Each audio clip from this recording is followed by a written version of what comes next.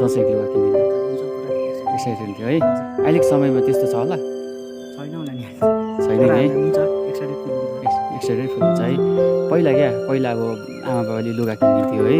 अन्त अहिले तिमीलाई अब अहिलेको फिलहालमा अहिलेको बेसी लुगा फाटा किनेर इन्ट्रेस्ट लाग्छ कि पहिलाको आमा बाबाले लुगा किनिदिँदाखेरि इन्ट्रेस्ट लाग्थ्यो?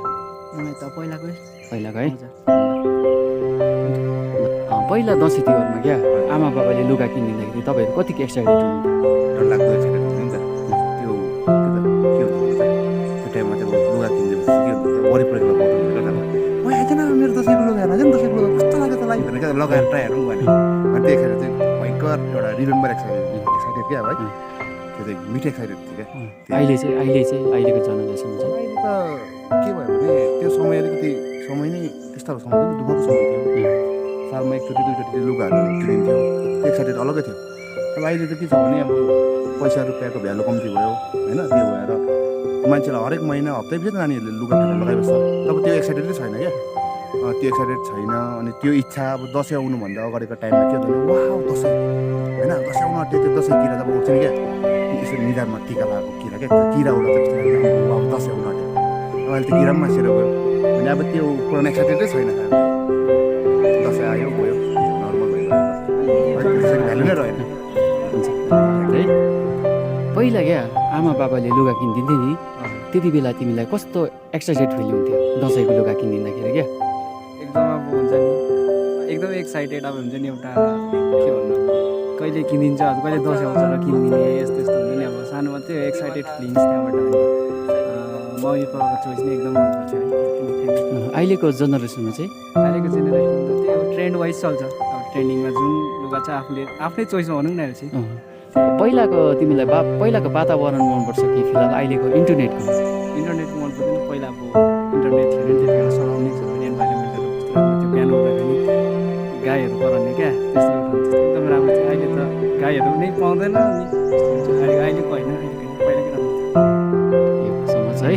अन्त पहिला आमा बाबाले दसैँको लुगा किनिदिँदाखेरि कस्तो एक्साइटेड फिल हुन्थ्यो?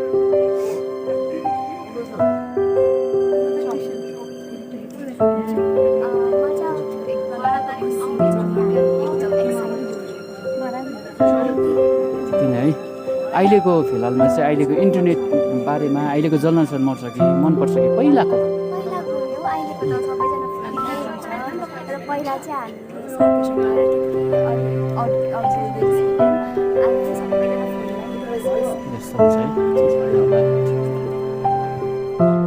सानोमा तपाईँहरू सानो हुँदाखेरि आमा बाबाले लुगा किनिदिन्थ्यो नि दसैँको, त्यति बेला कतिको एक्साइटेड हुन्थ्यो? अन्त अहिलेको वातावरणमा इन्टरनेटको राम्रो वातावरण हो कि पहिलाको जेनेरेसन राम्रो? पहिलाको है। तपाईँले सानोमा हुँदा है साथीभाइसँग हेर्दाखेरि के चिज खेल्नुहुन्थ्यो त्यसको बारेमा भनिदिनुहोस् त।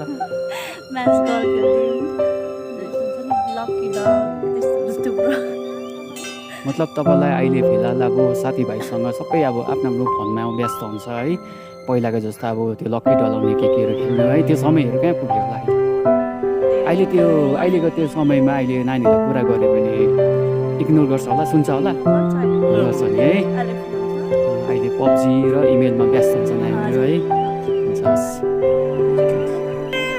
सानोमा तपाईँ जब सानो हुन्थ्यो नि आमाले दसैँको लुगा फाटा किनिदिँदाखेरि तपाईँलाई कस्तो फिल हुन्थ्यो त्यति बेला?